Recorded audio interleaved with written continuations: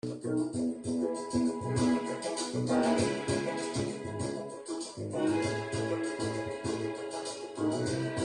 evening, Facebook friends and family. Welcome to another Sunday evening session with Brian and Janice.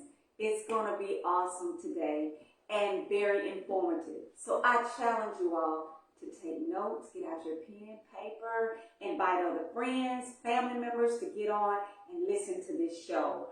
Brian is going to drop some great pearls and nuggets on us tonight. It is really going to be very informative that you understand where he's going to take us tonight, where we're going to take you tonight. We all have been questioning and wondering what is going on with our government, what's going on in the world of politics. Well, Brian has been shedding this light on us for a very long time. People just have not been listening. Why, I don't know. I live with the man, I deal with him every day, and I've heard it, and I've seen the manifestation of exactly what he's presenting to us. It is so important that you understand that these things that are upon us now were already put in place, have already been in place. There is nothing new under the sun. That's what God says in his word. So believe you me, this has been going on for many years, and we've just missed it, or we have not understood it. But today we're going to shed some light to you to help you better understand it. Don't be afraid of what's going on. Fear not, for the Lord is with us. Fear not. But you must be prepared. You must be knowledgeable. You must read. Don't just listen to the rhetoric. Don't just listen to the propaganda on the news. Read for yourself. Okay? So, without further ado, I'm going to be popping in and out with Brian, and I'm going to allow him to give us this great insight into what's going on with politics. Well, good evening, Facebook family. Good evening, YouTube family. It's been a while since we have been back with you, but we are happy to come to you all for the 2025 starting of our show again. And hopefully, like Janet said, we're just going to drop some nuggets down so that you can pick them up and follow where the breadcrumbs take you. So we will get started. We're talking about pretty much all things politics.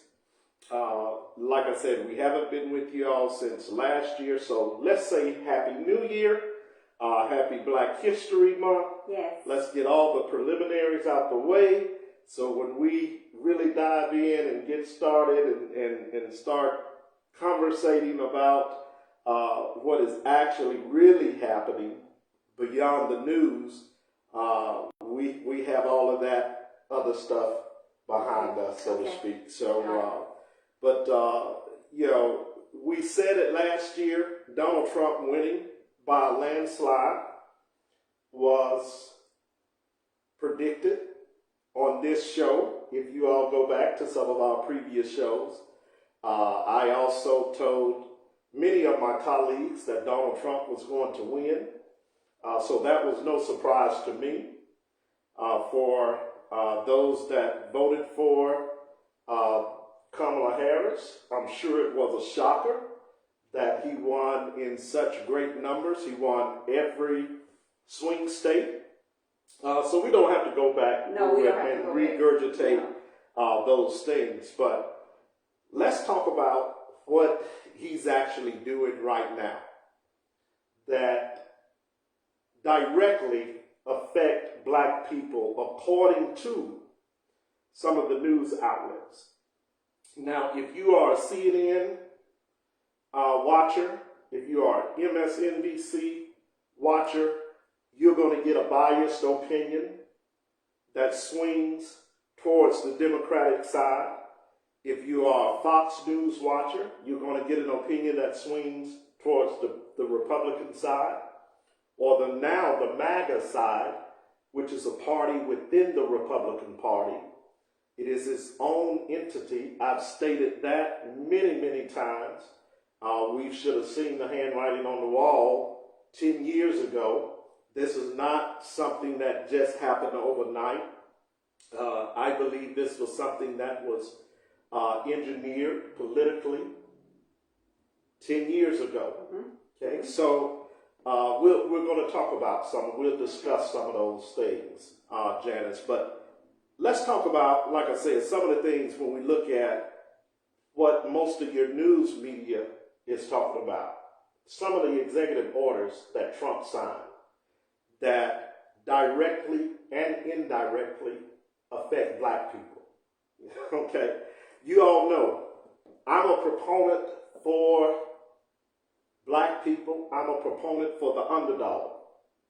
So anytime government policies are put in place, they are never put in place, and I've said this, I'm going to repeat this, and I'll get into more of a discussion as we go on in the show. Policies are not written for black people, and policies are not written for the underdog. Policies are written to keep the status quo as it relates to those that have means, that are considered to be productive in society, to stay where they are and to climb. And policies are put in place to make sure that those that are not productive and can't get ahead have a very marginal opportunity and chance at climbing the social ladder.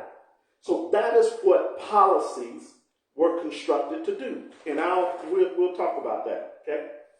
And when we look at some of the policies that Donald Trump signed executive orders for that indirectly and directly affect black people, we see that some of those executive orders, let's start with the DEI executive order.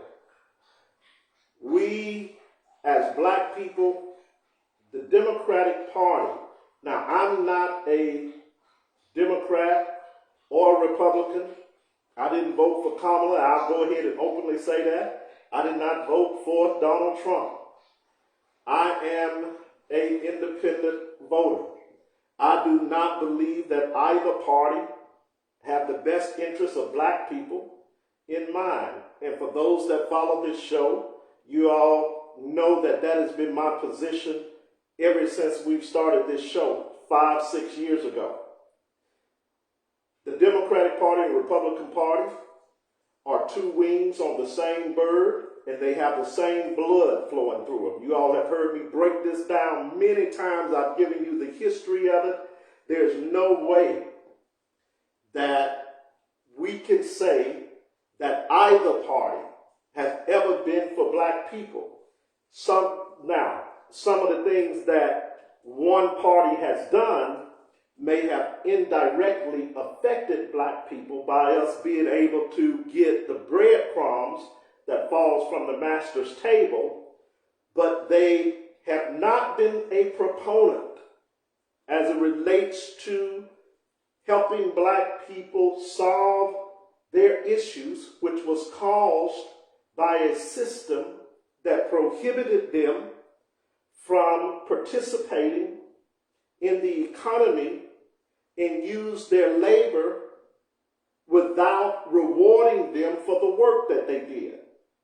So when we look at the state of black people in America, and I don't like to say the state of black America, I like to say the state of black people in America, because our descendants, whether we want to admit it or not, are from Africa. Okay?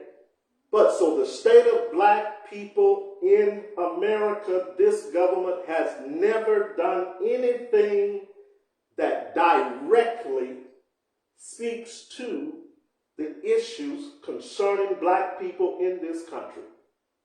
And when black people were advancing themselves educationally, were advancing themselves economically, were advancing themselves health-wise, the United States government took the liberty to go in and to bomb black towns, to wipe out black economies, to use the FBI, Federal Bureau of Investigations to actually assassinate.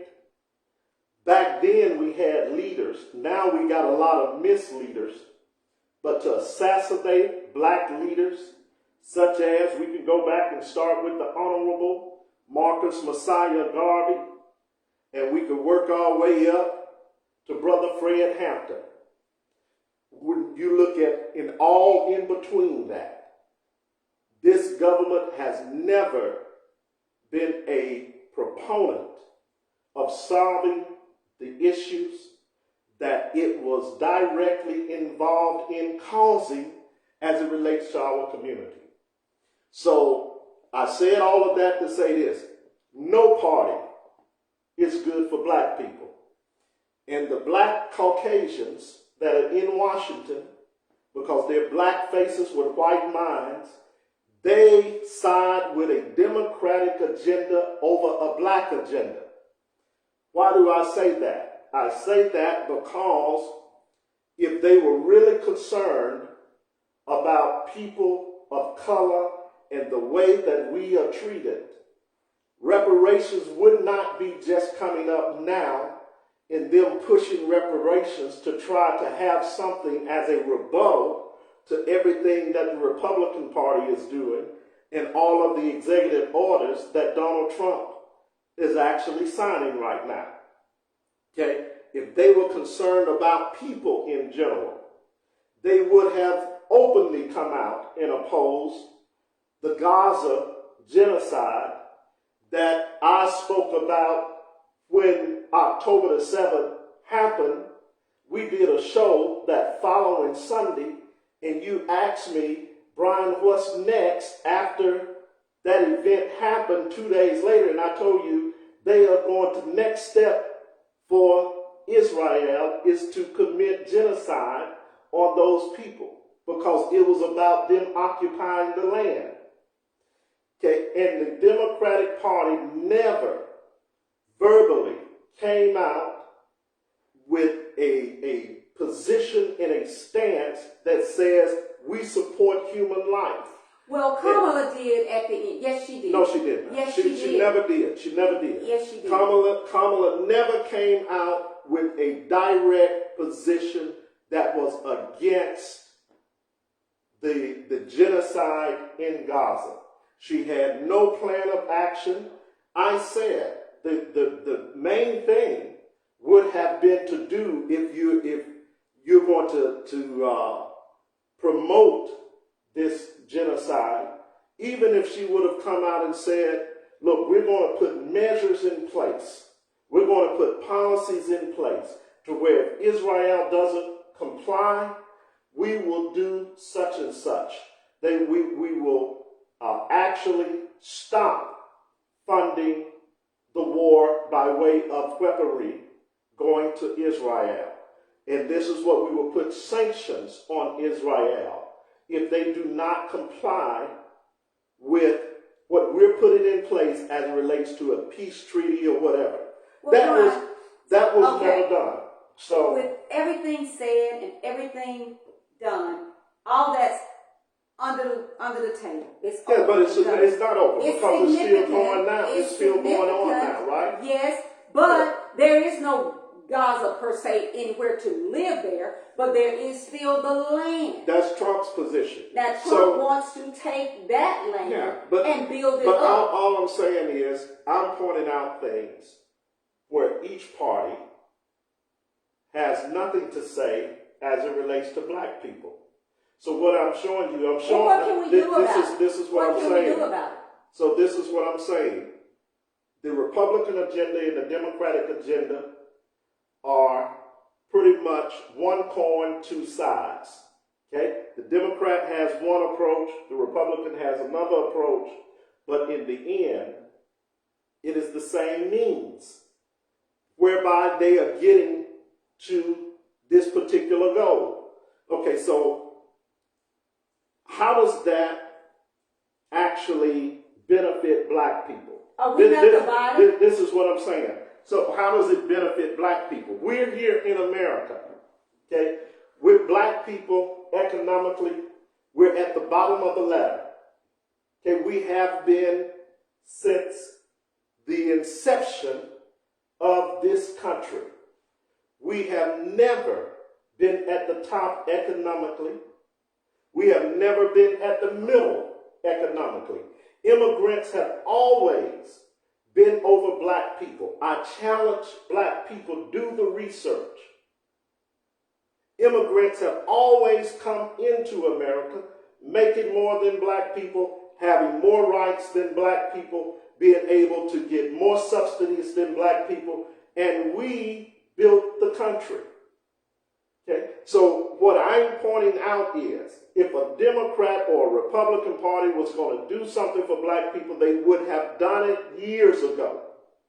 It was never their intentions to do anything. And the black Caucasians that are in Washington now, serving as senators and representatives, most of the time you only see them when they want your vote, and they only give you trickle-down economics from Washington, D.C., and I can speak specifically to Alabama. Now, granted, there are some good things. So I don't want to paint every senator with a broad brush. There are some senators that really care about the plight of black people, but they are powerless. Most senators up there are powerless when it comes to really doing something that is constructive to change the dynamics of what exists in the black community. So we just have to admit that. Black Caucasians that are in Washington, the Black Caucus, I call them the Black Caucasians, they are worthless. They are not innovative. They are not creative. They have nothing to bring to the table that will solve black issues and that speak to black issues. They are stuck in the 1960s on civil rights. And listen, it's good to remember the past, but when you get stuck in the past, you have no future. And they have not learned anything from the past. They have not studied Dr. King. They have not studied Brother Malcolm X. In my opinion, he was a doctor. He was one of the most intelligent and intellectual men that we would ever hear in our community. But these people, and most of them, marched with King. But they have allowed King to be sanitized. They do not talk about the last 5-6 speeches of Dr. Well, King. John Lewis be doing better than anybody. And he's been up in D.C. how long? Yeah, I mean, he's been up there a while. Before he passed. But still, what I'm saying is they have not promoted the agenda of King. They have bought the sanitized European version that says everybody have a dream. This has been a nightmare for black people in this country. Now, we have to admit that. They are not willing to admit that. Do you know why? Why? Because it may cut into $1 million that they are receiving from corporate donors. Okay? It may affect their money.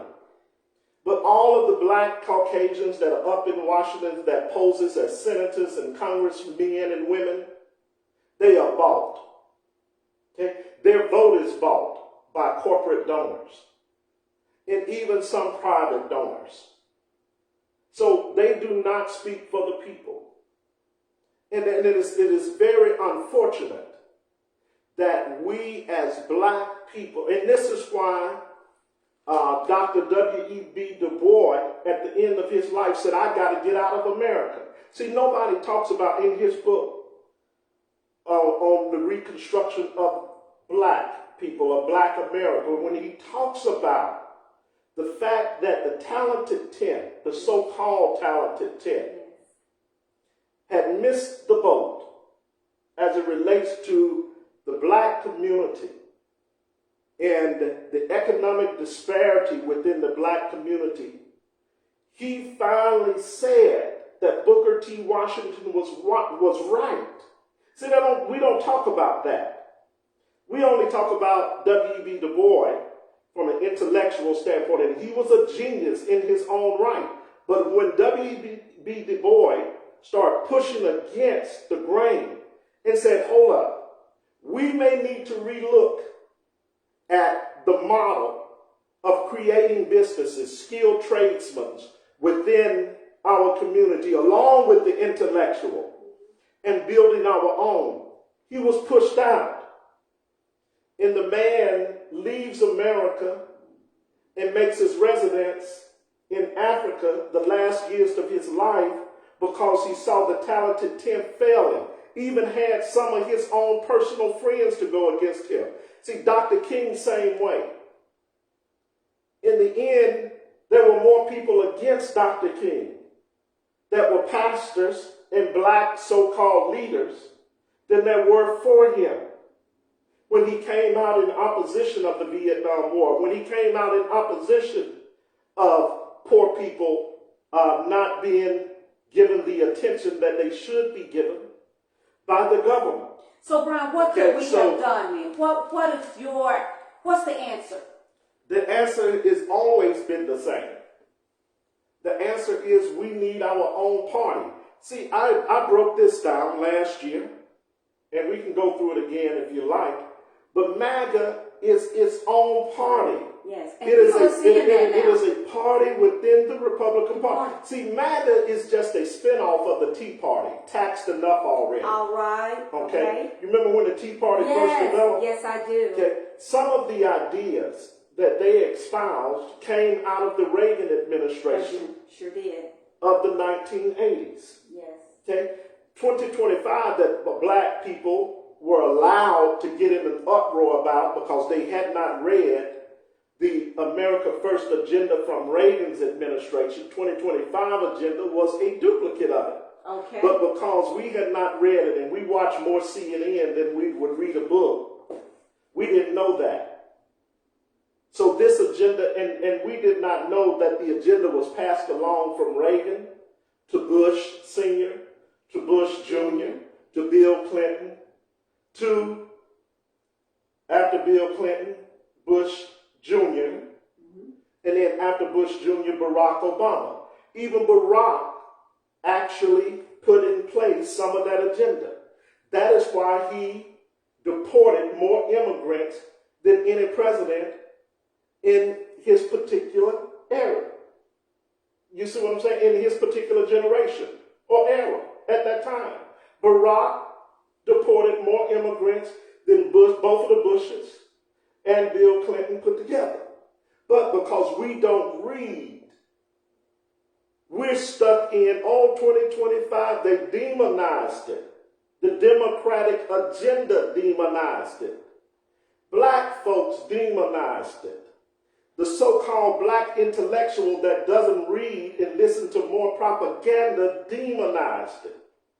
Okay? So, when you and I, when we talk, and when I speak to my brothers, colleagues, and friends, yes, I'm a voice of truth. Yes, you are. That shares, brother, you need to pick up, a sister, you need to pick up a book and read so you stop being deceived by your own people. Okay? So we have to come off, we have to do, if nothing else, MAGA should teach black folks that if we that's right. And if we coalesce around a set of ideas that we can sell to the least of these. Yes. See, you have to understand, MAGA appealed to the least of these. Yes, they did. They did. The garbage truck. Yes. Great marketing ploy. The restaurant workers. The McDonald's workers. You understand what I'm saying? Yes. Democrats have to get out of the elitist mindset and wanting to just attend balls and go to galas. Wow, Brian. Okay? That hit hard. Well, hey, it is what it is. Truth is truth. It's not supposed to feel good all the time, right? Right. You have to deconstruct some things in order to rebuild. And this part, the Democratic Party that exists today needs to be torn down. And that is in every state.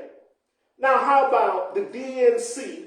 You got black people. I don't know if many of us watched the DNC election, but you got black people up there singing Kumbaya, we come this far by faith, the black national anthem, and you elect a white billionaire to run the DNC party. So how dumb are we to keep falling for the same trick? That's why I'm Janice, I'm amazed at how we're so intelligent that we're ignorant. And we have bought into a system that have never been concerned about our people collectively. So, Brian, rewind. Say that so the people in the back, like me, can hear. I said about the Democratic chairman now. The DNC elected a white billionaire. What is the difference between him and Donald Trump? Nothing. They're both billionaires. There you go. There you go. They support the same agenda. And then we have a chair whose grandfather is one of the most world-leading Hakeem Jeffries, African historians in the world, Dr. Leonard Jeffries, a man that I highly respect and have learned much from Dr. Jeffries by way of African history, ancient African history, as well as African American history. You've got his grandson actually standing on the Senate floor, in my opinion, literally begging and acknowledging that we have no power. What can we do about it? And then has the audacity to say we need our billionaires back in the Democratic Party. Because what has billionaires ever done for black people collectively? nothing. And they never will do anything collectively for black people. Okay? So let's get back to talking about DEI. Okay? One of the first executive orders that Trump signed was to get rid of all DEI programs. If DEI, any agencies that promoted DEI, do away with it. Now, DEI stood for, when it was first created in its inception, don't ever include. I talk about this. You do. That's your slogan for it. DEI meant don't ever include. When DEI was put together, it was put together by corporate oligarchs, okay, that showed a little empathy for the poor little Negro that got choked out on the street. Corporate entities created DEI. It did not come out of the mind of a Black Lives Matter. It did not come out of the minds of an innovative, creative black leader. It came out of the mind of white corporate billionaires. Okay? Companies adopted it, the policies, and guess what? Biden put a pseudo bill in place to support it that had no teeth. So don't ever include, never, let me say that again, included black Americans. Do you know what groups it included? It included white women. It included the LGBTQIA community. Yes. Because now they are very active in adopting children. It included Asian. Yes. It included Hispanic. Yes, it did. It included Indians that were coming over here. Okay? So those, black people those that are in the an five. uproar because of DEI going away, when really it didn't benefit us much anyway. It wasn't designed for us. It really wasn't. Wow. It wasn't. Wow. Now, Brian, how can you say that? Because I'm part of DEI. You're part of the DEI committee for your company. And I bought this out. I pointed those facts out. You did. With them. You understand? Yes. And they had no answer because they knew I was telling the truth. So see, there again, we fall for the okie doke every time. Okay? Now, let's go back to the 1800s. Okay, you got to go back to. Why you keep taking us back there? Give us what we need to know now. You need to know this now because most people don't know it. Okay. Okay, most people do not know when the 13th, 14th, and 15th Amendment was written. Yes. Okay. Give it to us. Make it sweet and short now, Brian. 14th Amendment was what? What did the 14th Amendment do?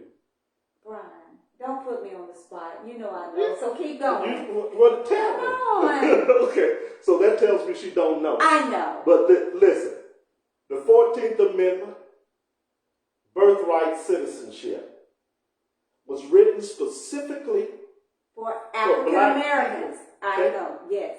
The 13th Amendment was a pseudo-amendment that still supported slavery Yes. by locking up black people in prison. Okay? And the 15th Amendment supposedly equalized the right of voting. Now, that's summarizing it for you. You all need to read the Constitution. It only takes 15 minutes to read the Constitution. Okay?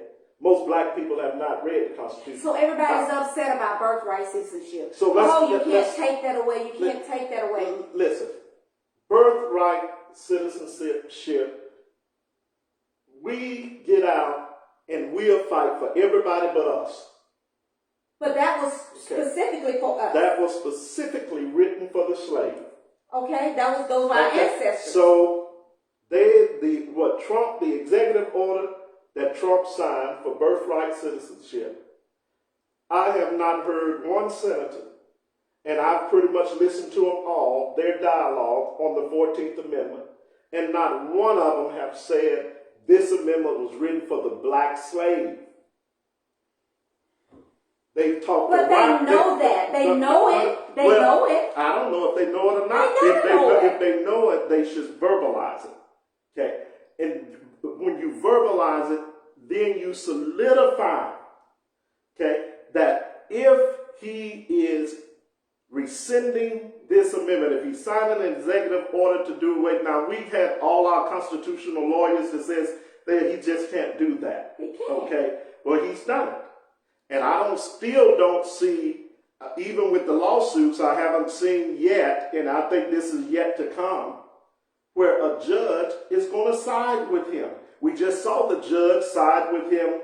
Judge O'Toole. Yes. Side with him about the firing Yes, indeed. Okay. of the federal employees. So Yeah. what am I saying? MAGA got it right For them. for them. For them. They, like I said, Trump reached to the bottom of the barrel And pulled them and up. said, look, I'm your hero. I'm your Malcolm X. I'm your Dr. King. That's what he did. I'm your Marcus Garvey.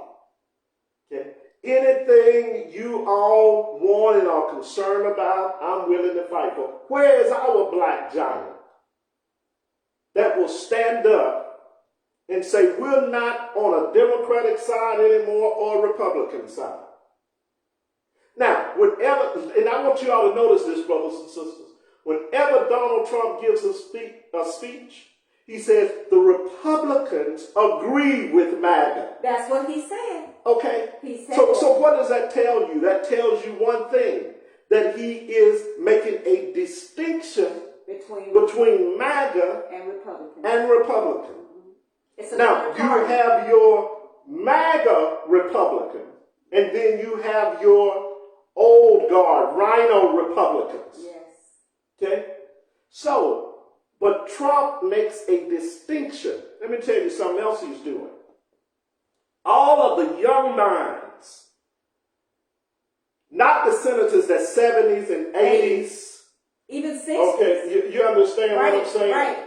Well, 60 is still fairly young age, Yeah, per se. But I'm talking about the Nancy Pelosi's, and what's my girl, even bless her, I love her to death, but she's outdated. She's a relic now. Not Warren, the black, Warren's a Democrat, but our black Vivian, not Vivian, what is her name? Please, somebody help me. I'm looking at her now. She just did a big thing. Oh my goodness, what is her name? Maxine Waters. There you go. Maxine Waters. Yes. They're relics. Chuck Schumer. They're relics. Yeah. Okay, they're antiquated. They're outdated, and they need to go home. Oh. Something that Trump has done. He's coalesced people around him that are youthful, and that says, we support your agenda, and this is the ideas that we have in addition to what your agenda is. And he's allowing them to bring them they're in. innovative Yes, thinkers. yes. Okay? He They're wants that. creative thinkers. Well, if you listen to So, him, he always says, I have a lot of smart people around me. Okay? So, Young, smart and people listen, around me. that was his premise of doing away with diversity, equity, and inclusiveness. His premise was diversity, equity, and inclusiveness limits the amount of talent that can be recruited. Now, watch this. In the plane crashes, the first thing he does is attack DEI, because he says that the talent that was there that night, even though talent had nothing to do with those planes colliding, okay? But it was his way of pushing an agenda. He says that the talent was subpar, and that was the real cause of why the helicopter and the plane collided. That's what he said. Okay, so, but it goes to show you, now, he continued to push that, and he's continuing to push this. You understand what I'm saying? So he's continuing to roll back the actual equality basis, and he's going back to a merit basis. Okay. Like it was when I was coming up. You That's had right. to have the intellect to be in certain positions and to work in certain places. It wasn't about your color. I don't care how smart you was. You had to be smarter. Yes. There's a little book that I've shared on this show, held it up to the screen like I always do, called The Measure of Success. It talks about a merit-based society in the 1940s and 50s, leading into the 60s, prior to affirmative action. Okay? Now, I've said this, and I'll maintain this. When you find black people that are in executive management positions, senior management positions, directors of agencies, when you find black people that are there in those positions, they're not there because they were an affirmative action hire. They're there because they were smarter than everybody else. Yes. I maintain that. I do too. When you find teachers that are black teachers that win Teachers of the Year, they win because they are smarter than everybody else. They don't win because they're liked more than anybody else. You understand what I'm saying? Yes. So we have always, my mama and daddy used to say this, son, you got to be better. Now, unfortunately, that's a warped way in some ways of thinking. It's sad because it promotes the whole stigma of racism still being prevalent, which it is in our society. It's sad that I have to tell my children and my grandchildren, look, you got to be better than them to get the attention. Most of our kids are. You understand what I'm saying? Yeah. When they perform at the top of the class, it's just because they are smarter. They're that much smarter.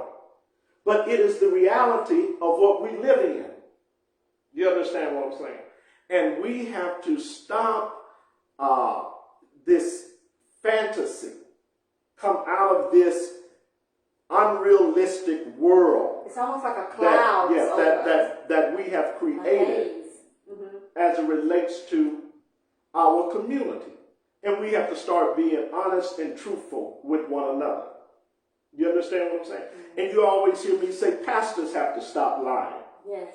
See, if God was going to deliver us, we've been in this bondage for 400 years, just like the children of Israel who was black. But pastors got to stop lying. Okay? I say that often. We go to church to get our fancy tickled. You know, we go to get a little motivation, inspiration, then we go back to the same lie on Monday. Because pastors refuse to tell us the truth. They refuse to read. They refuse to study. Most of them don't even know their Bible. But we get stuck in that mundane, vicious cycle. You understand what I'm saying? that black people can't break away from, because we've been engineered to believe that this is how we should function.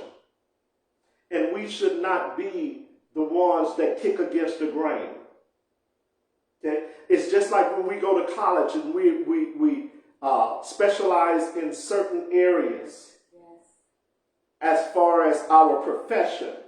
You become so mundane and so repetitive. Only thing you do is repeat what you've learned as it relates to how you should do that job.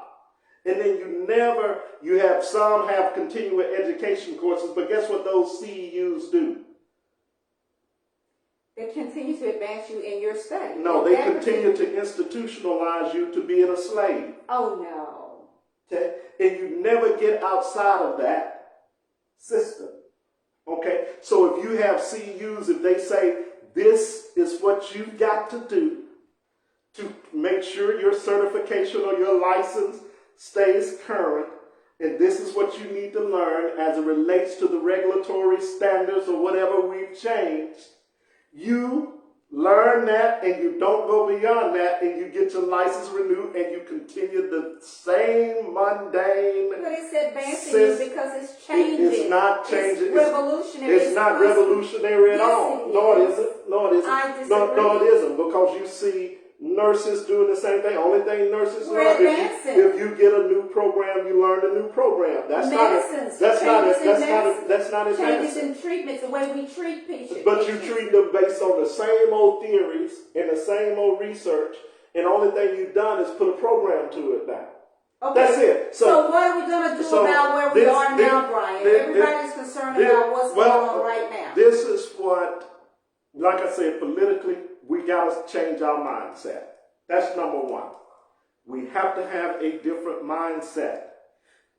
Black people can no longer put their head in the sand and say, I'm a Democrat, or say I'm a Republican.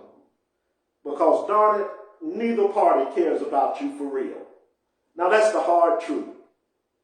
Okay? Now, if you want to put your head in the sand and live in the 60s, that's up to you. Okay? But it's not going to help you. But it's not going to help you. It's not going to advance your community. Okay? We need to go back and re-educate ourselves on how the system, the origin of the system, how the system was formatted, how the system was put in place to keep us marginalized and disenfranchised and at the bottom and constantly at each other's throat. We need to have serious dialogue, serious discussion on that, and then we need to make serious changes. We need a black party. I don't care what we call it. But let me tell you something. When you go back and you look at the Mississippi Freedom Party started by Sister Fannie Lou Hamer, yes. You look at, also she started the Freedom Garden, yes. Okay, where she began to, they gave her a plot of land.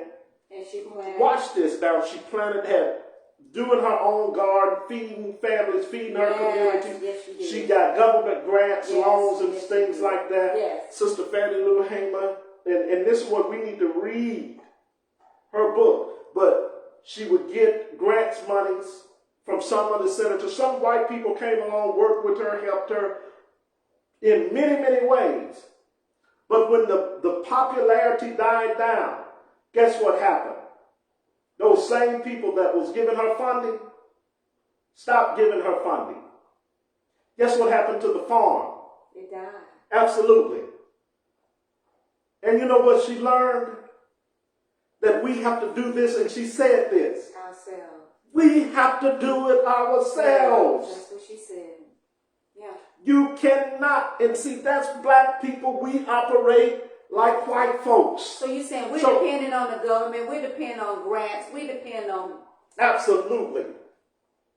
And as long as, see, there again, the book that I showed you. Okay? Yes. The nonprofit industrial complex. Brothers and sisters, if you've never read that book, you need to get that book. Talks about the origin of foundations and the origin of nonprofit organizations. Now, I'll give it to you in summary. The origin of foundations were created to keep inheritances in places for millionaires, the wealthy of America. Nonprofit organizations were put in place to put the relatives of the foundations and the corporations, owners, in place to launder money through the government without being taxed. That was non-taxable. That's right. And that could evade audits because you could hide it in multiple avenues. Yes, definitely. And put it in multiple that book sectors. Is right there on the table. Okay? Yes, it is. Yes. So, black people. Now, J.D. Vance talked about stopping the handouts. He did. Okay? Black people, we have joined all of these different organizations. We promote, everybody wants a nonprofit, and all you're doing is promoting the agenda to keep your people poor. I don't agree with that. That's what nonprofits do. Well, I just don't agree with it. You don't have to agree with it. You got to give me facts and you got to give me sources. If you can't give me facts to show me that nonprofits don't do anything, I'm talking about overall. Yeah, I've had a nonprofit, still got a nonprofit. Yes, you do. Did great things to help people. To help people, but I'm talking about collectively as a whole. You cannot create enough nonprofits to handle black people's issue as a whole. And guess what? There's not enough funding to deal with the true source of our issues. And it doesn't matter. We can have a quadrillion nonprofits, and it would not touch major issues that black people deal with. Crime, education, healthcare. The number one thing, economics. Black Labor, White Wealth by Dr. Claude Anderson. He breaks this down. And he goes through the political pyramid and tells us how we should approach politics as a people. And he clears up some misnomers as it relates to the whole emancipation of slaves. It was based on economics. Had nothing to do with Abraham Lincoln being a good person. You understand what I'm saying?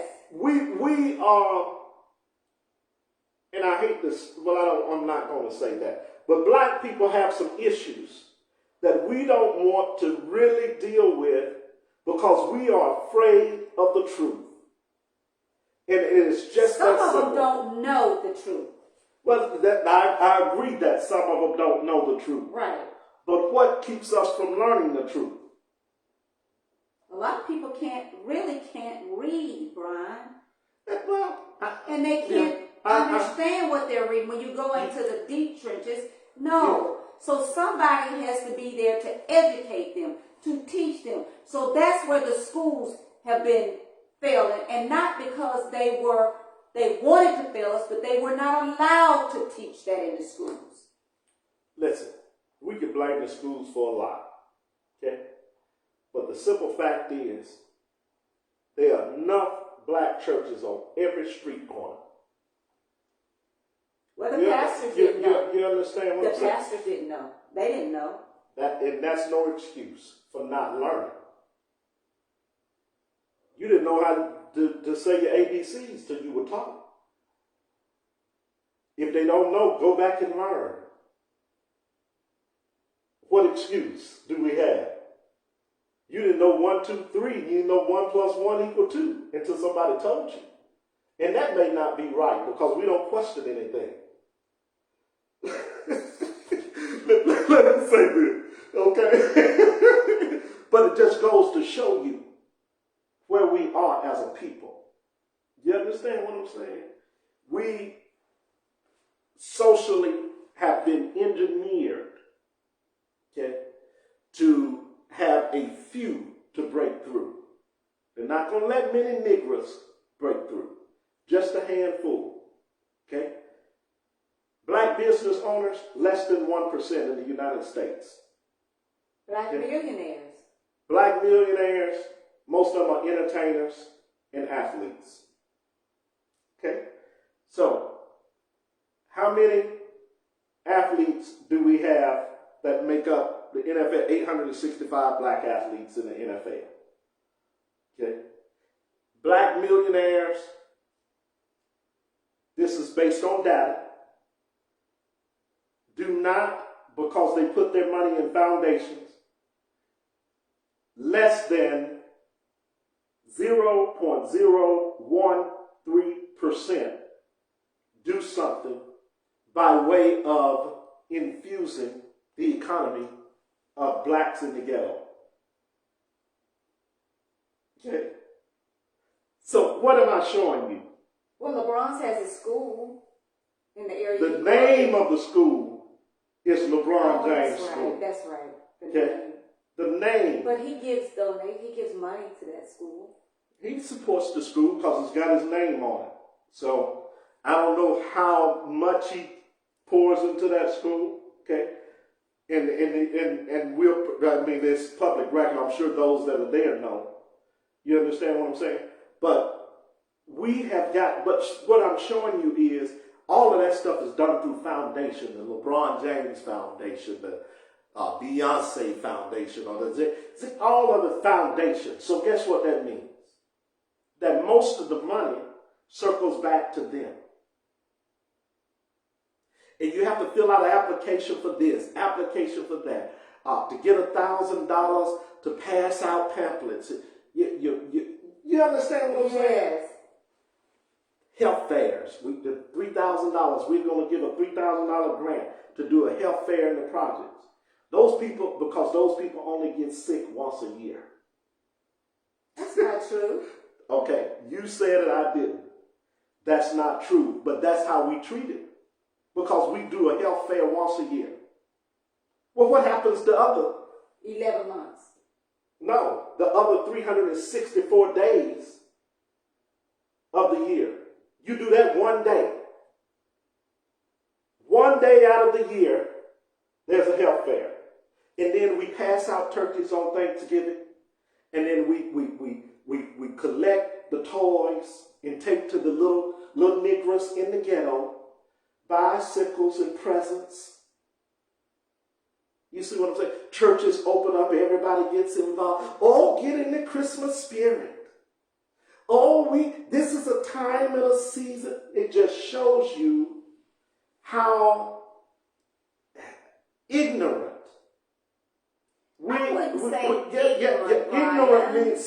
Ignorance means without knowledge. That's what the word means. It shows you how ignorant we are as it relates to the social strata that was created in America to keep a certain group in its place. Well, they're doing something versus not doing anything. Because if you didn't have those resources, you wouldn't be able to do anything. James Brown said, I would rather die standing up than on my knees, begging somebody for something. See, we don't get it, Janice. We really don't. We always begging. We don't have to beg. See, when you go back and you study, we talk about the Red Summer. There's a good book out about the Red Summer, 1919. See, people talk about Tulsa, Oklahoma, Black Wall Street, but there were Black Wall Streets all over America. Selma was a Black Wall Street. That's exactly right. Wilmington, North Carolina. I can go through the list. Washington, D.C. You said Selma, Alabama. We had right here you had in Georgia, the Ocala in Florida, St. Augustine, all of these places. Georgia somewhere where that beautiful city? Yes. Lake Lanier. Okay. Yeah. All of these areas, right here in Alabama, right here in Elmore County, you had Brownsville. Yes. Brownsville was an all-black town. Right here in Alabama, next to Whitesville, which was an all-white little small town.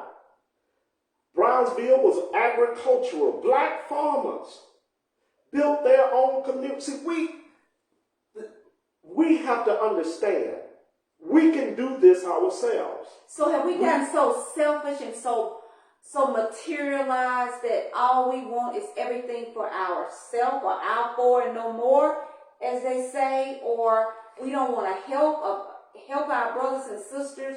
We just want it all for ourselves. We have bought into the American system, but the American system is showing you that you would never accept it.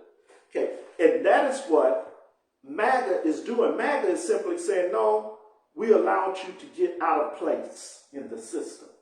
We're putting you back in place now. Okay, so now I said this. I've been saying this for over 3 years. I told you before this happened.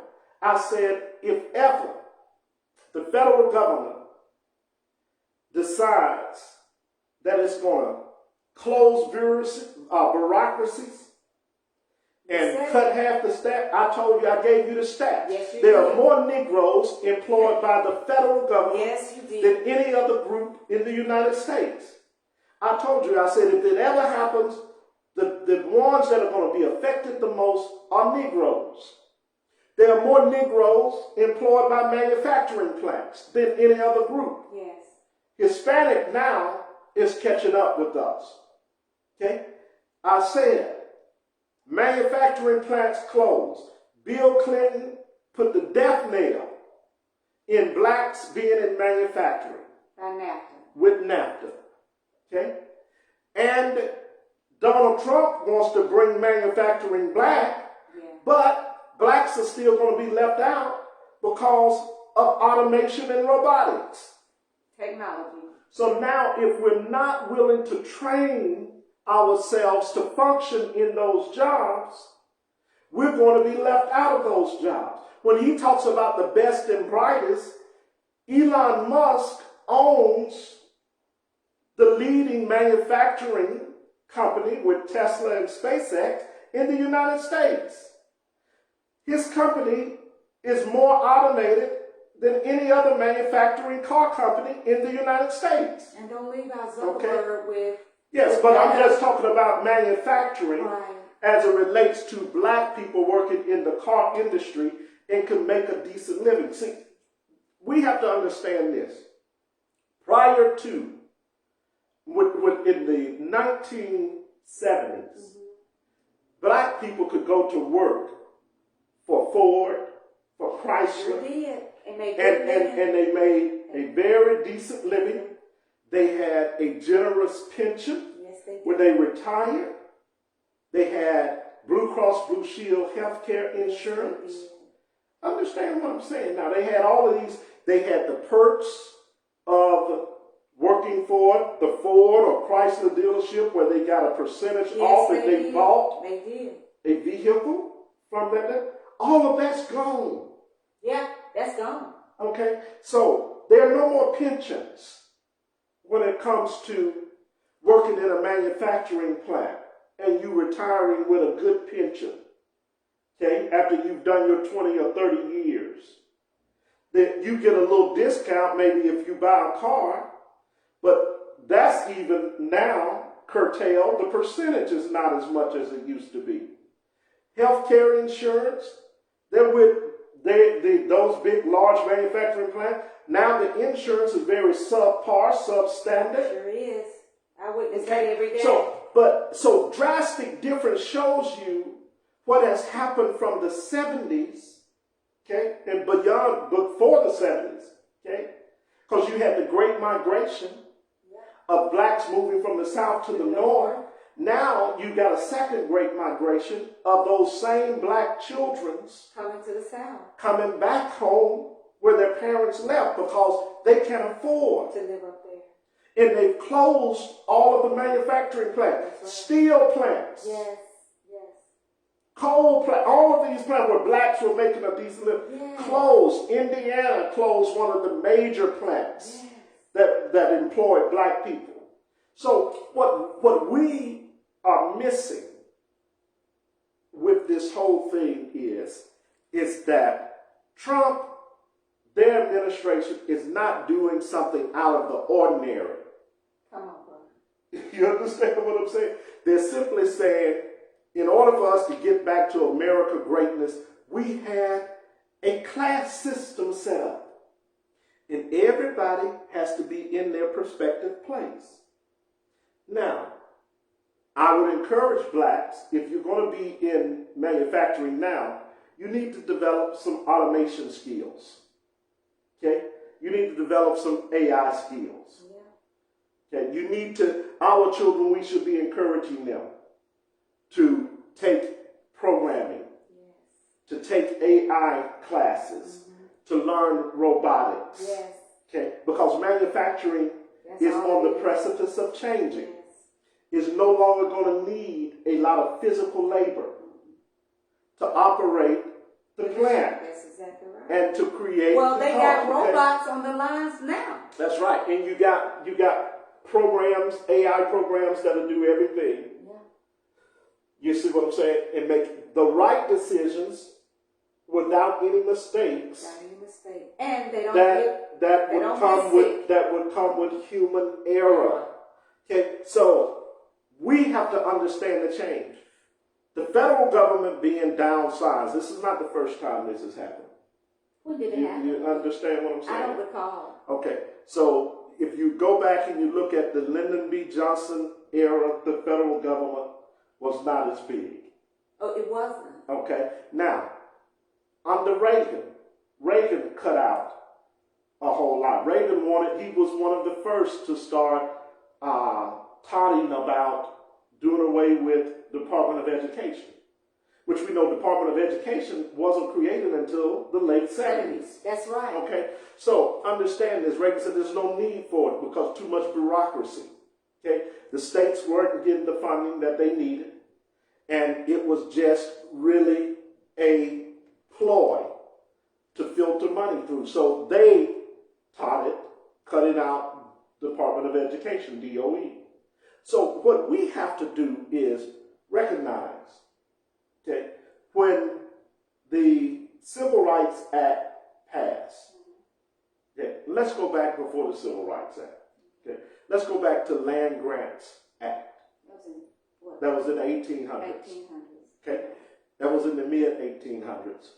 Okay, with the Land Grants Act in the Reconstruction period. Okay. When you go back to that, land grants basically made it accessible for governments to offer land to churches, namely your Presbyterians, your Puritans, your Methodists, yes, your Lutherans, those particular groups to start schools to educate the formerly enslaved.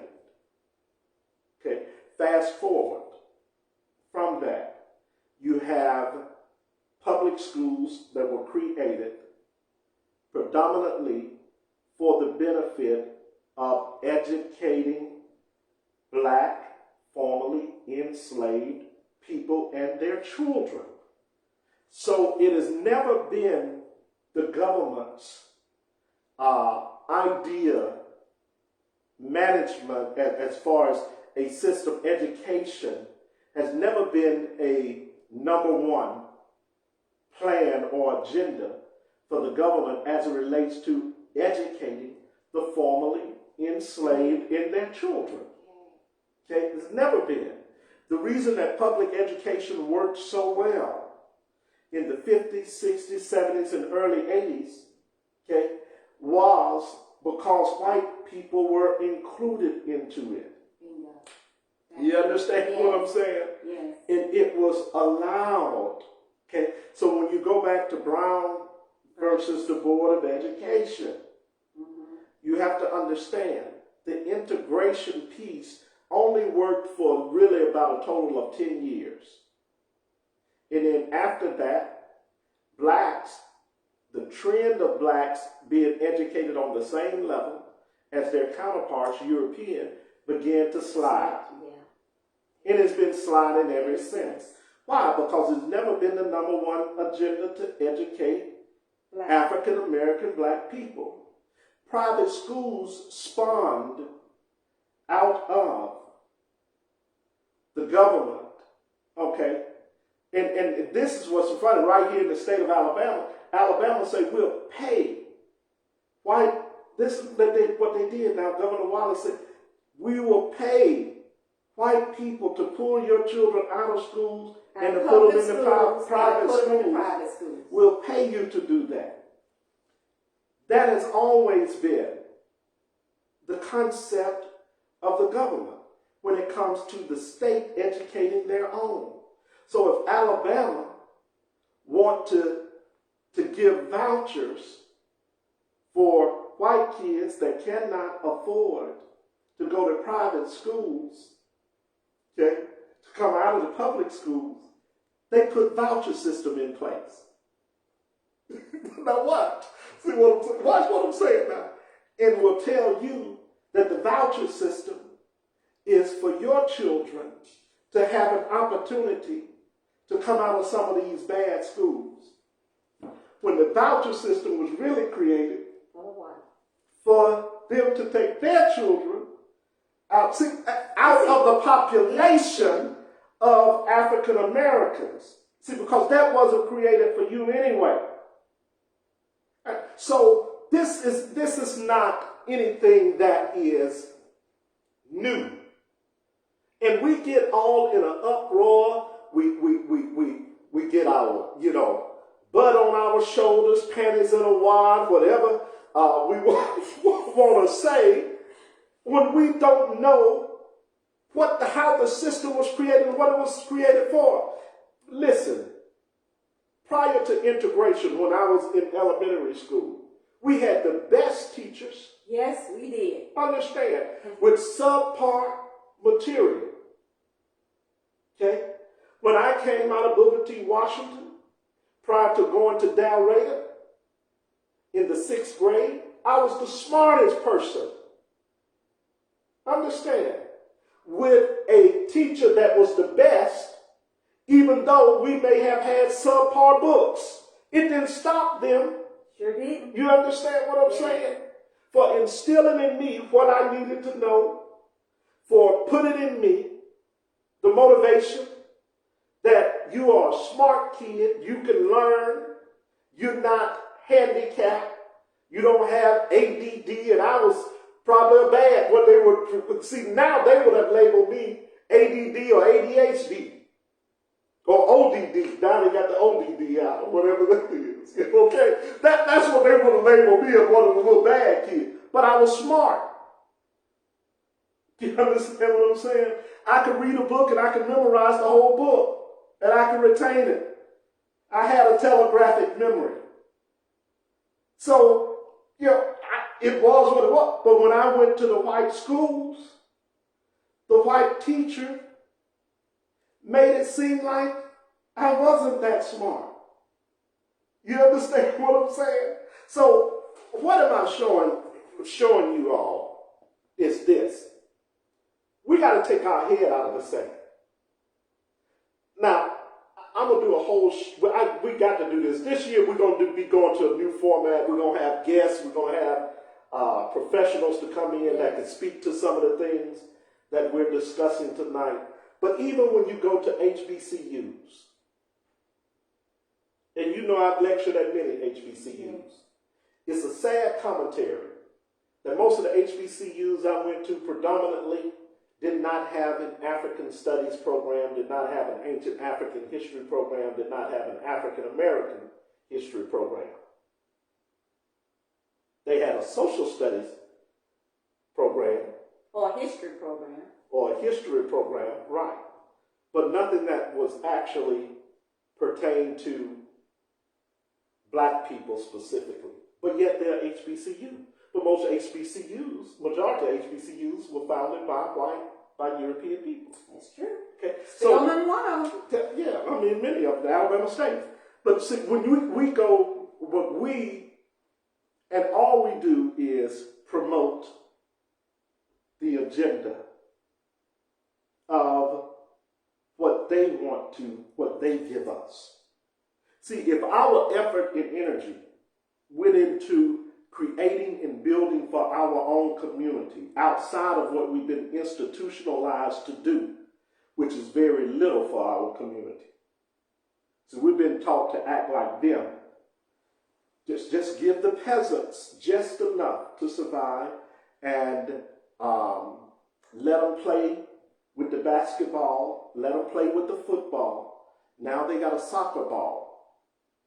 And let's get the mama out there with her long eyelashes and her weave in her hair, with her shorts and her butt docks out, and no black African man that fathered the child there with her, and let her talk about my baby gonna be the next LeBron James or Michael Jordan. My baby gonna be the next Saquon Barkley or Jalen Hurts.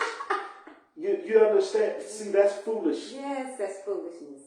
You understand what I'm saying? When not even 1%, there again, you go back to athlete, not even 1% of the black males in America make it to professional sports. You understand what I'm saying? Like I told you, you got 1,600 athletes in the NFL, 865 are black, somewhere around there. You understand what I'm saying? So you think about that. How many young black men do we have in America? We got 22 million African American by the last count, according to the Pew Research Center. Yeah. You understand what I'm saying? So 22 million black African American. Out of that 22 million, you got, I think it was like 7.8, somewhere around there, are men. So what am I showing you, Janice and brothers and sisters?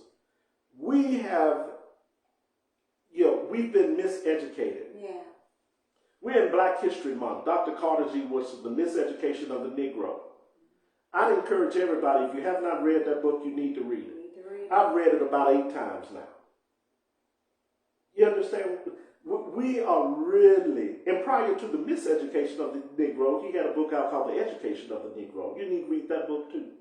Okay, it was more of an essay, it was a paper. But out of that paper, The Education of the Negro, came The Miseducation of the Negro, because he saw that black people, okay, we were lagging as it relates to how this system works. I just don't think it's our fault. Yeah. I don't. Well, it may not be our fault directly, but see, there's no excuse for us not educating ourselves. Now, we got all of these degrees, all of these certificates and licenses. Burn them. They're no good. Because we have not gone beyond learning as opposed to what we've been indoctrinated into as the slave to the system. See, that's why Malcolm was more learned than most black people that had gone to college, when he never had stepped foot into a college and didn't even finish high school. You understand what I'm saying? When I look at, and I say this about theology school as well, I tell people, if you go to seminary school, which I did, it's a cemetery school. It teaches you, it deadens your brain, it deadens your spirit, it calcifies your soul. Because it does. It does. I mean, the truth is the truth. That's why we jumping and shouting, hallelujah, Lord, I thank you. Oh, God's got me. Wake up. We need to wake up. God, that was an old Negro spiritual called God Bless the Child that has his own. The scripture says faith without works are what? Dead. We ain't doing nothing. So what kind of faith do you really have? See, I question everything. I question black people that say they really love black people. And we just go through this mode of blackness because we've been indoctrinated to act a certain way, and we have put a name on it and call it black culture. Right now, most people are trying to keep their head above water. Yeah. They're trying to love themselves, and make themselves. What I'm saying is, see, I've been saying this, that the rift, if you do not take care of the least of these. It's going to hit you sooner or later. Guess what is happening right now? The very thing that I've been saying. Okay? Black people, federal government jobs have never been a job that was secure for a black man or woman. Now, you've heard me say this, and I'm going to say this openly. This is going to be prophetic too. It's going to come to pass. Social Security disability. If you did not work a job for 10 years, that AI program that they have in place right now that's scrubbing those that are on Social Security disability, I'm forewarning you, you may be in jeopardy of losing your check. Veterans, when I think about the person that he assigned to at HECSEF, okay, veterans, black veterans, if you truly did not do service, that AI program is going to scrub all of the criteria, health conditions. Yes. If you do not meet that criteria, your payments may be in jeopardy of being reduced and possibly cut out. Wow. We see that there have been VA jobs already have been chopped. Yes. Okay, so what am I telling you? The AI program that those engineers are putting in place is going to be programmed based off of a certain criteria, based on their standard. Okay, not based. They have to write the program, write the criteria. And it's going to be based on whatever standard they put in place. Not going to be based off of your service or what you actually did or how you may have gotten injured or you serving your country. All of those things we have to be mindful of as black people. Tell you something else. Okay, manufacturing jobs, International Paper just cut 450 more jobs.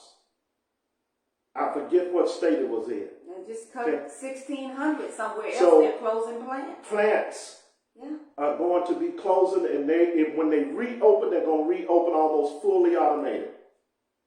And they'll have engineers there that can maintain the system. They'll have programmers there if the system fails and go down, and then they'll have a robotics engineer there. So you're talking about going from 200 possibly employees that may work in that plant to down to less than 10. Okay, the plant that Montgomery is bringing, Meta, all high-skilled automated jobs, is only going to create 100 jobs. So this is not like, and I can't understand. We talk about innovation and keeping up with innovation, but yet our black misleaders over cities don't do anything to put programs in place to try to curtail those that are at the bottom and to bring them into this evolving society by way of putting programs in community centers or putting programs in technical colleges. Not only that, but I'm talking about in the community. Those that can go to technical college, good. But you got a clubhouse in Gibbs Village. Put an instructor out there that can teach and allocate that in the budget, that can teach automation to those kids and young adults that may not get a chance or may not have an opportunity to go to technical college. Guess what? Pell Grants are going to be sliced. Okay? The majority of people that receive Pell Grants are black. So and there again, my frustration comes in because we follow the system so much that it's to our own detriment. We hurt our own people by trying to walk, lockstep into the system by trying to everything that they say we can do and can't do. Well, Trump has proven that you can do what you want to do. That he can do what he wants to do. No, there are enough smart, legal black minds if we will start thinking beyond the indoctrination that we will see and use our brains. There are loopholes in everything. Yes, it is. Elon Musk stood up there at the Resolute desk and said, this is just a loophole. When they asked him about being the Tesla, getting the government contracts. Yeah. It's all of that. Trump said it when he evaded taxes. Man pays no taxes on his money. He said, I didn't put the program in place. I didn't put the laws in place. That's right. All I'm saying is, because we have been so indoctrinated to be a human robot, we are programs. Okay? We have been, and we are programs now. Because we only do what the system says. See, if you go back, one of the smartest black women, in my opinion, in the world, she was ahead of her time, Mother Sophia, I forget her last name. But anyway, she's the creator of The Matrix. Okay? I encourage people to go back and look at that movie. Because it shows you that people are programmed. They're in the program. And they're walking lockstep with the program. And it's not until you unplug that you can really see what's going on. Black people need to unplug. Okay? We knocked Ice Cube when he came with a black agenda. Brother had a black attorney. They put a good program in place. Didn't speak to everything, but it spoke to a lot of things. Yes, it did. We discouraged him. You understand what I'm saying? Yes. The black bootleg, and I have to talk about the black bootleg, we can be so ignorant and foolish. Because most of the black bootleg don't know what it is to live in a ghetto and come out of a ghetto. Most of them came up, with the proverbial silver spoon but those that have been in the ghetto and understand what it is to come out the ghetto and understand why the crime rate is so high. We are not manufacturers of guns, but yet all of our black children got guns. And there's not one black gun manufacturer in America. We don't have any land to where we're growing cocoa that's manufactured into cocaine and crack cocaine.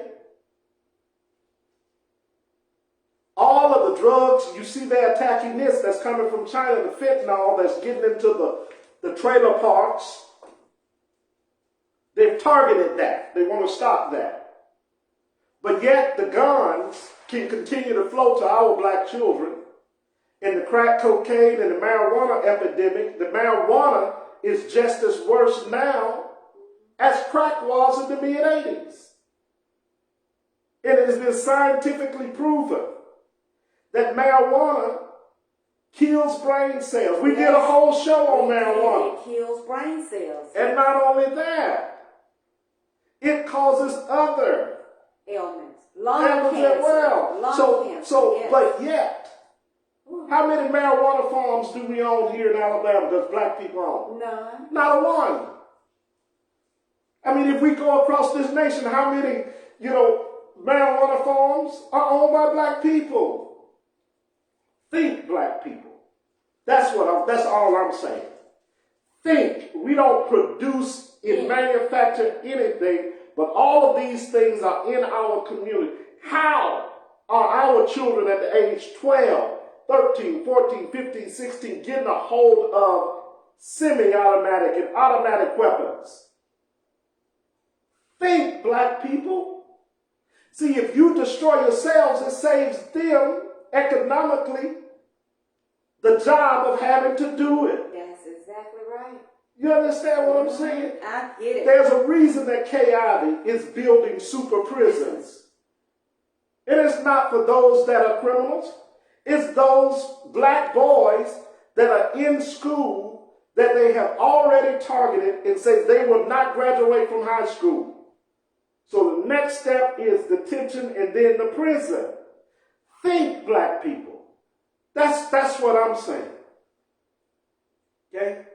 So we have to learn from history. It's the same old game plan. And I said this 2 Sundays or 3 Sundays ago at First Baptist. We're pawns on the chessboard. The kings and queens have the power. We don't have any power. Economically, we're the largest consumer group, and we make the less money, the least amount of money. That's the part that gets me. How can you make the least amount of money, but and you're the largest consumer? It's an oxymoron. Almost, but it's true. See, it's unfortunate. Financial literacy, we do not have any financial. And then we have, I don't want to get on the finance part as far as the black accountants and things like that. Their jobs are in jeopardy. Okay? Black comptrollers at colleges, things like jobs is in jeopardy. Because you already have AI programs that can do their job. Sure do. Most accountants really are not needed now.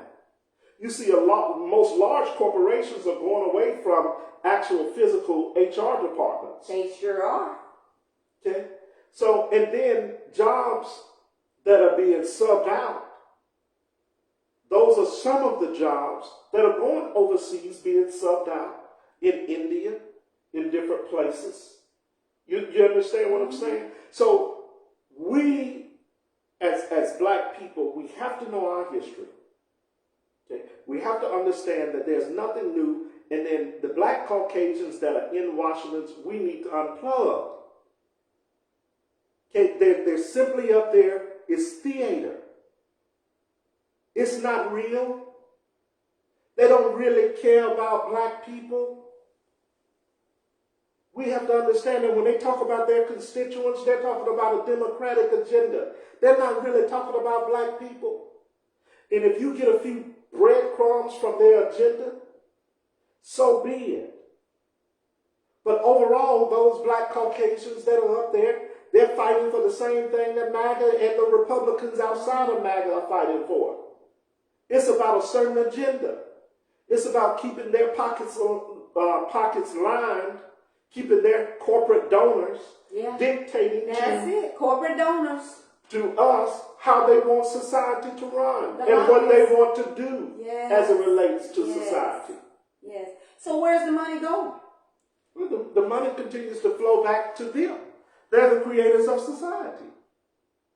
So you have to understand, when you look at, if you go back to the railroad tycoons, when the railroads were first being laid, they dictated how they wanted America to look and who they wanted to be the hallmarks for America. And that's what they call the Gilded Age.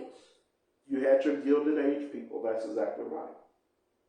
And then you had your sections of town that they allowed, you understand what I'm saying, to prosper. But when you look at railways, we're talking railroads, you're talking about import-export into those particular cities, states, okay? Mm-hmm. And as they pass through, when as it relates to, if you go back to just slavery time, it would stop and pick up widows of Confederate soldiers. Yes, it did. When that ran railroads that ran through the southern town, it would transport them, but it didn't run through the blacks community. They had no mode of transportation. You understand? But the white women, white children, those that were well-to-do, they could get on the train and ride from Montgomery to Birmingham. But there was no transportation. Same thing they did with the interstate system. That's why Selma got left out in the Alabama Interstate Act that modeled the federal Interstate Act. You see, that's why the interstate was built around Selma. That's why it was not permitted to run through Selma. They did the same thing in Birmingham.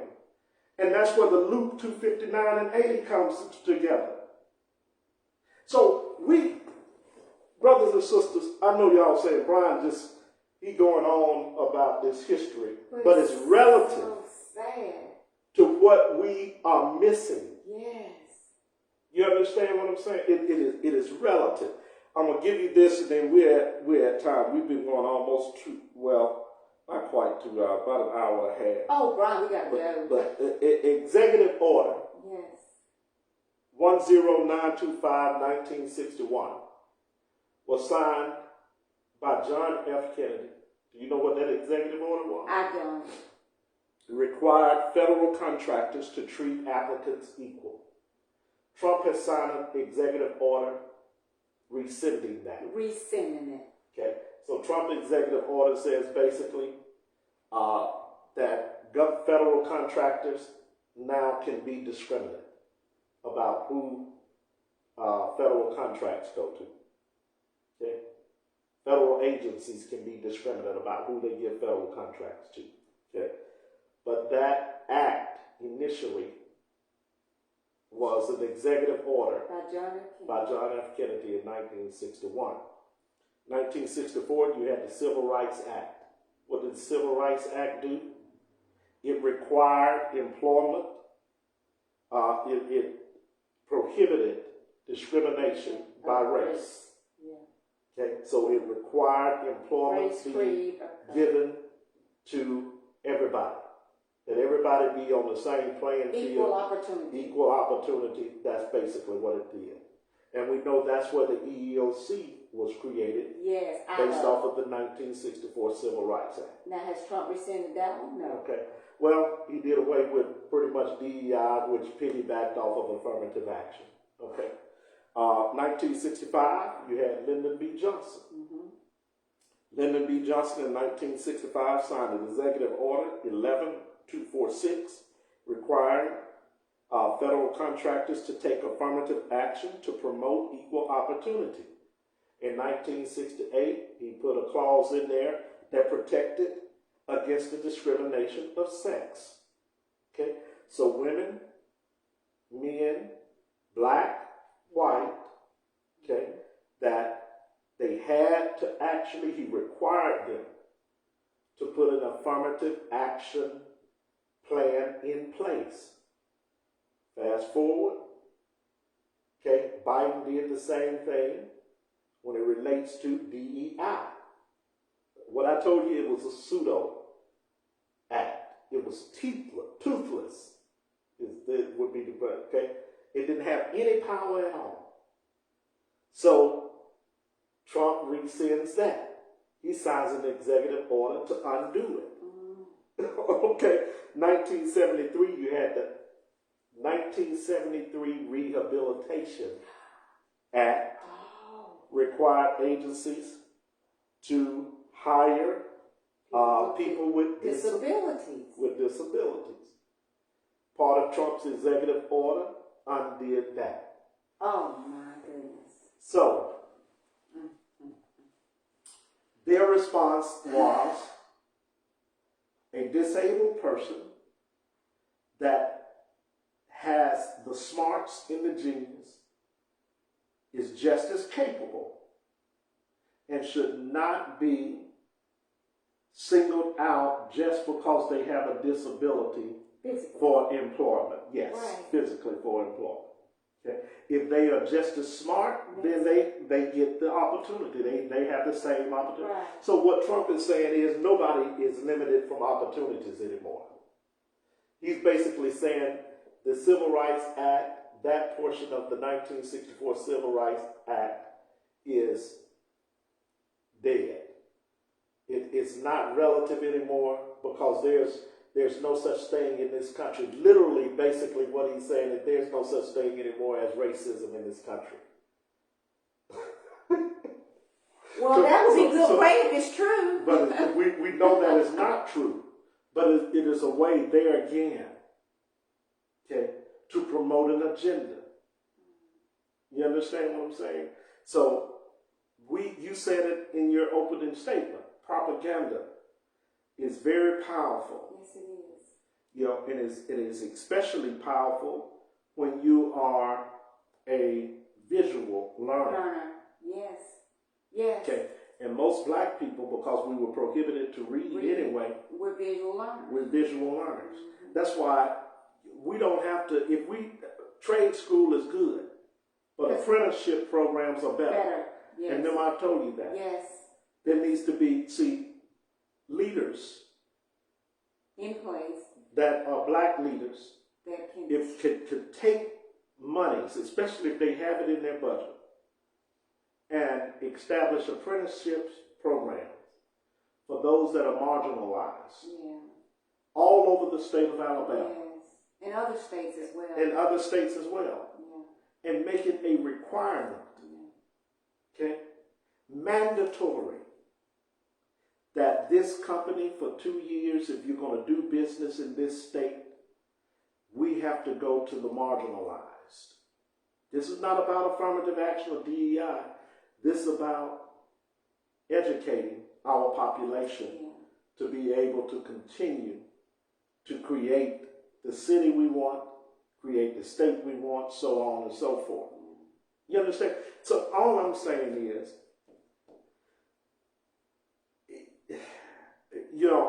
I see it a little bit different from a standpoint of why we're not prospering as a group and why only a few of us prosper. And then us giving back is in the form of organizations and nonprofits. You understand what I'm saying? And churches doing very marginal and very little to advance the community. Okay? We have to start seeing beyond those things, and we have to start really truly building again. You understand?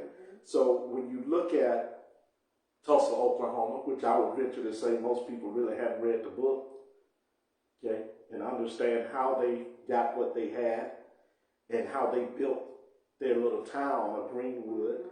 You understand what I'm saying? They really haven't read it. But the black professional came back.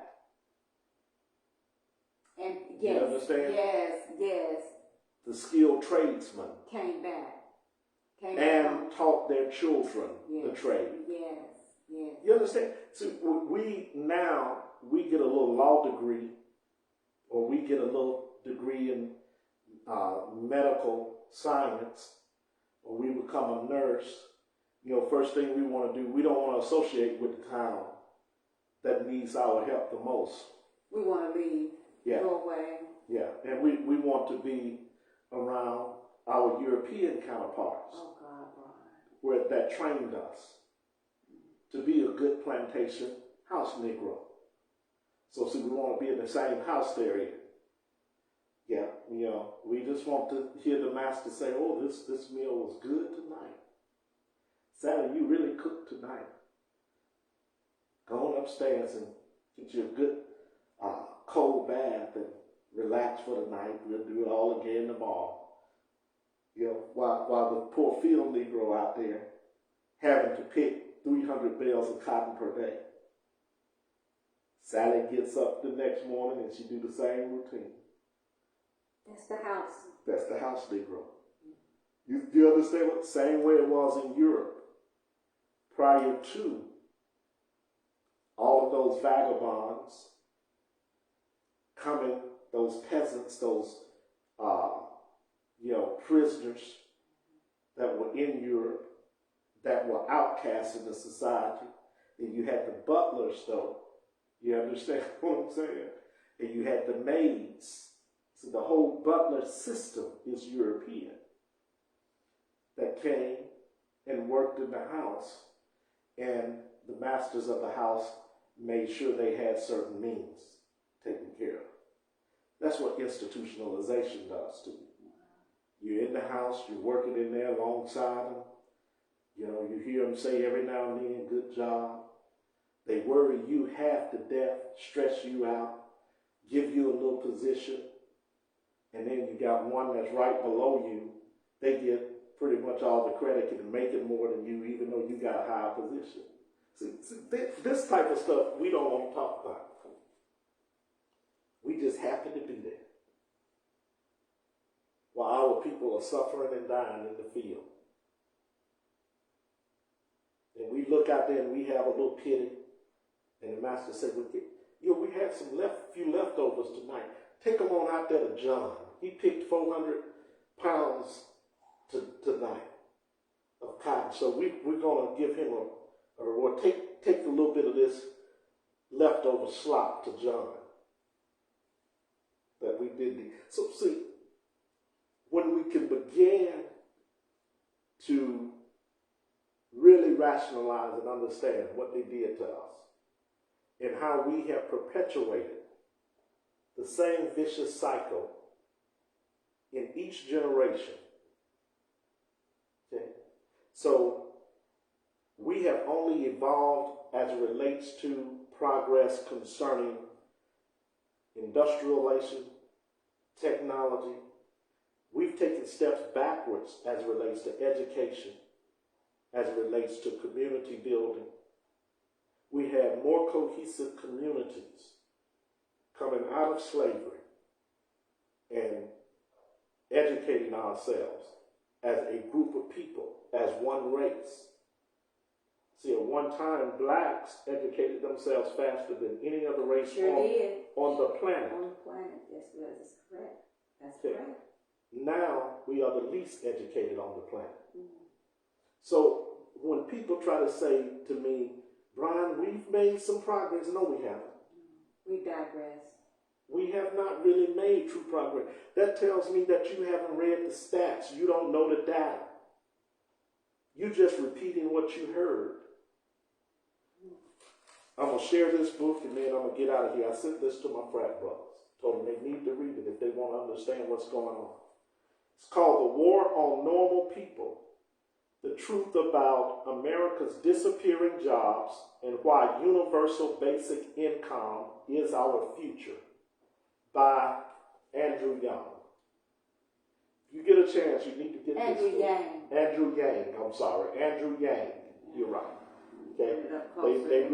You need to get that book if you get a chance, and you need to read the book. Don't just get the book and put it on the bookshelf just to say you got the book.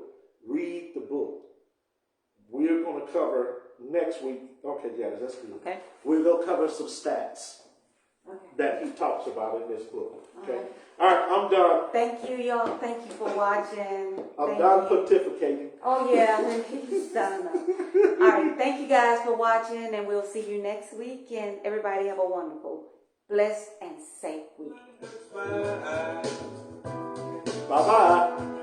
Something without one love. There's heavy